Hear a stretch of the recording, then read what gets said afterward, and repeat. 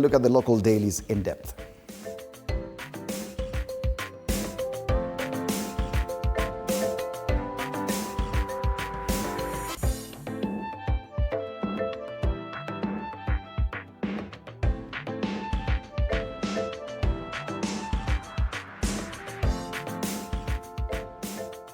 Siasa za Cameroon zinapewa kipaumbele kwenye ukurasa wa mbele wa Taifa Leo. Wanasema Biya, rais mkongwe zaidi, rais mzee zaidi Afrika, Paul Biya, miaka 92, achaguliwa kutawala kwa miaka mingine 7 licha ya kuongoza Cameroon kwa miaka 40.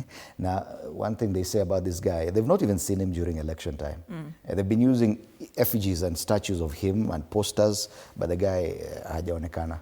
Lakini wamempigia kura. Wengine wanasema he does not exist. Oh, wow. Rais wa Cameroon Paul Biya, ambaye ndiye rais mkongwe zaidi duniani, jana alitangazwa mshindi rasmi katika uchaguzi wa urais uliofanyika Oktoba 12 kuongoza kwa muhula wa 8. Alipata asilimia 53 ya kura zilizopigwa, huku mpinzani wake akipata asilimia 35.19. Habari kamili kwenye ukurasa wa pili. Inasemekana sana yeye ukaa kule Switzerland. Kuna hoteli za kifahari kule Switzerland. Huko ndio anashughulikia masuala ya Cameroon. Cameroonians are sleeping. No, lakini wamepigia kwa mara ya 8 sasa. Tuwaambie ama tuache? Tuache tu. Watasema tunawaharibu. Tunaharibu Cameroonians. Pale chini masuala ya ODM. Jana kurasa zote za mbele zilikuwa zinazungumzia ODM. Walikuwa na mkutano pale. Alafu sasa wanaonekana hapa mpigwa picha wakitangaza msimamo. Kinara wa chama ODM aliyepia seneta wa Siaya Oburu Odinga pamoja na viongozi wengine wa ODM, namuona pia Edwin Sifuna, wakitangaza msimamo wa chama baada ya mkutano wa dharura ulioandaliwa hapo jana. Pale juu masuala ya mtihani, mwanafunzi wa Lamu kufanyia mtihani rumande ni katika kisa cha polisi kumnasa kwa sababu ambazo hazikutolewa. Habari kamili kwenye ukurasa wa 5. Kumbuka mitihani ya KJSEA, KPSEA na hata KCSE zidi kuendelea. KJSEA wakifanya mtihani wa hisabati au mathematics ukipenda. Ulikuwa unajua inaitwa hisabati. Yes. Agriculture baadaye leo. KPSEA wako na integrated science, hiyo sijui kwa Kiswahili inaitwaje. Na Kiswahili chenyewe baadaye leo. KCSE leo ni kama hawana mtihani wowote, lakini watarejea hapo kesho. Gazeti la Taifa Leo. Daily Nation. Trump aid freeze triggers HIV crisis, and US President's USAID funding cuts have significantly impacted Kenya's HIV treatment program. Patients previously receiving 6-month anti-retrieval supply, that is ARVs, now get fewer drugs, forcing frequent hospital visits and increased costs. Viral load testing, once free, now cost up to 3,000 shillings. They say decades of HIV progress could be wiped out, according to this newspaper. Like in there's a time, sometime this year, the Ministry of Health had assured the country and people who have the virus that kuna enough ARVs for them. But according to this newspaper, that progress could be wiped out. Shutdown of the US Agency for International Development disrupts healthcare plan. That is the main headline on the front page of the Daily Nation this morning. That story on KJSEA, KPSEA, smart padlocks securing largest national exam. And this is according to the Kenyan National Examination Council, which has introduced smart padlocks to secure 250 of the 642 containers storing examination materials across the country. ODM moves to preempt post-Raila power feud. Lakini ODM has suffered since Raila died. Kila siku ODM. Can they mourn? No, probably it just goes to show how consequential this party is. It that is. Whatever they do between now and 2027 will be of great consequence to Kenyan politics. Yes, and they say the Senator Oburu Odinga chaired at the first meeting of ODM's key organ, that is the Central Management Committee, yesterday as the interim party leader. Other quick headlines here. Biya, 92 years, wins eighth time. Potato in Cameroon, sparking riots. Oh, they're rioting. Ama we are rioting on their behalf. Sijui niseme lakini anyway. Labda wako sawa na sisi tuna another state event very soon. And detectives turn to 7 phones in 8 billion shillings drug bust probe. That's the Daily. Hisi kipindi wanatuambia simu 7 sasa, hizi ni vipindi. Anyway, that's the Daily Nation. Back page ya Daily Nation nazungumzia nini? Maswala ya sporti, 2025 CAF Confederation Cup. Kenyan team guaranteed at least 52 million shillings for reaching group stage of tournament. Kuna pesa mingi pale, lakini walikuwa wanasema Starlets pia ni kama wali progress mahali. Nao hawakupewa zile nyumba za affordable housing. Kwani kuna mapendeleo?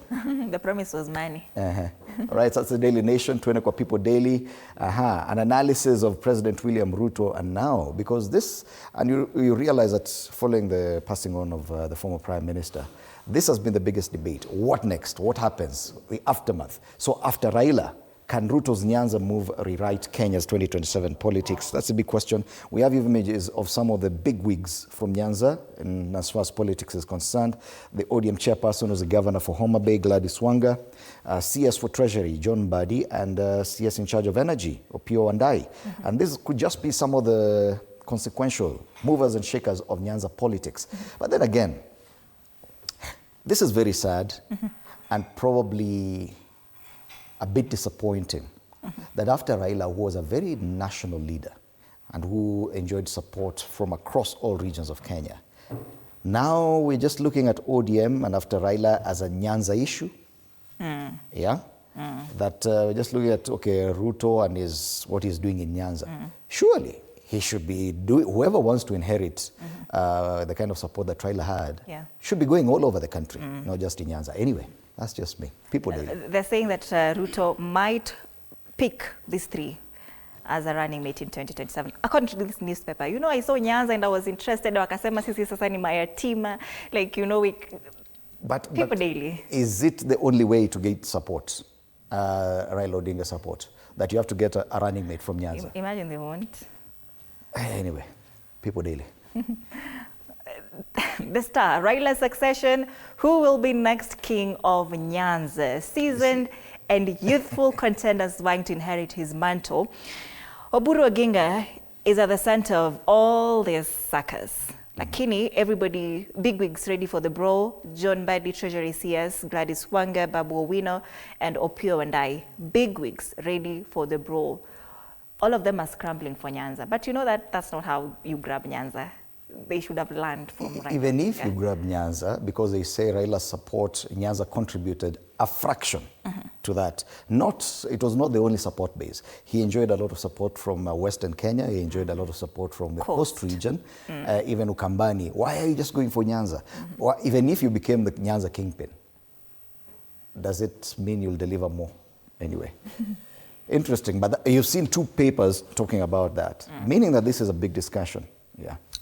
Other quick headlines here. Kenya trails Tanzania in economy, according to a report by the AU. University student turns pineapple waste into Port's organic manure, special feature there. That's the Star, fresh, independent and different. It's not for sale today. There's another story up there. Ineligible accountants signed off public's billions. That's according to CPA, and I think it's in line with the conversation you're going to have. Yes, remember that when it's a free copy of the Star, it comes with a complimentary MyGov pullout for government tenders and job opportunities. Grab yourself a copy of the Star. It's free today. Keep off politics, that's a standard, and they talk about abuse of office. Cabinet secretaries have been traversing the country in full campaign mode, using public resources and state platforms to drum up support for UDA candidates in the ongoing by-election campaigns and President William Ruto's 2027 second-term bid. The campaigns have drawn senior public servants, including those that hold offices that the Constitution determines to be purely apolitical. Now, LSK wants a court determination to bar them from active politics, arguing that such behavior is partisan, a case of misuse of public office, making them unfit to serve all Kenyans. Wamekwa hapo sura zao hapo mbele, wasipende, Musalia Mudavadi, Prime Cabinet Secretary, ule mwingine wa Interior Kipchumba Murkomen, ule wa Health Aden Duale, hata IG wa Police Douglas Kanja yuko pale. Alafu hapa chini gazeti na boost kidogo. Jana they went to this headline, trapped in Russia, talking about Kenyans who are actually fighting for Russia in the Russian-Ukraine war. And after that headline, the government came out and said, yes, it's actually true. It's actually true. There are some Kenyans there. So amekuja kubrag that, yes, we were right. Wakawekea headline hapo alafu asema, yes, our citizens have been lured into the Russian war against Ukraine, says Mudavadi, who's in charge of foreign affairs. So hapa chini, igazeti leo wanataka kuturingia vile they got it right. On the back page, Kipchoge eyes another glorious moment as he races in New York. Hey, and you've seen Eliud Kipchoge juzi watu walikuwa wanamwambia online, you need to retire, you need to allow young people. Akaambia hapana, this is what I do. Yeah, this is what I like. This is my life. Mbona waniambia nikae chini? And then again, if young people are able to, si waende tu wakimbie. Mimi sijaambia mtu asikimbie. By the way, Kenyans are very entitled. Yeah. At they determine when you retire. Mie bu jaribu kuniambia skule nita retire. I will defy all of you. Nitakaa hapa mpaka nifike 92 kama Paul Biya. Mutadu. You'll cling to that seat. Kipchoge eyes another glorious moment as he races in New York. That's a big one. On the back page, that's a standard. Finally, Business Daily Treasury moves to curb insurance payout denials. This is interesting and inakuhusu sababu. If at all you're involved in an accident where the driver had expired license, now you will qualify for insurance compensation under proposed rules that also allows customer with unpaid premiums to enjoy this coverage. Asa kama umeumia in that accident, insurance itakulipa. You know, the headline yesterday on the Business Daily had something different, still about insurance. And they were talking about how insurance firms are denying or declining to pay enough claims. I think on such excuses that, or the driver of the offending vehicle had his license expired, so we won't pay you who was a victim of that accident. Yeah. So many claims amounting to about 36 point something billion shillings had been declined. Yes, alafu insurance firms wana declare to profits. Yes. So ameambiwa alipo waache maneno yao. Now there's a proposed rule to let them pay you. Other quick headlines here. 20 companies fined 2.2 billion shillings for keeping unclaimed cash. And 15 of the 20 companies have been fined at least half of the value of assets they failed to transfer to the Unclaimed Financial Assets Authority, UFA. Yes. According to disclosures by the Auditor General. You should actually ask the chairman this question. How many people do actually comply with this requirement? Yes. That they actually declare that hizi pesa si zetu, kuna watu wamekosa kuja kuchukua. Yeah. Candidates sit inaugural KJSER test.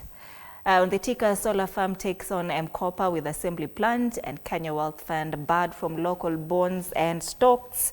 That's the Business Daily. All right.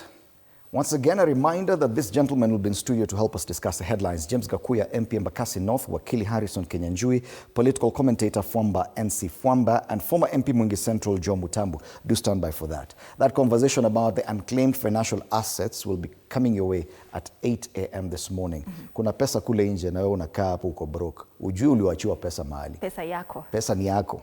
Ama ulipoteza simu, hiyo account ukazima, hata hiyo pesa inafaa iende kule.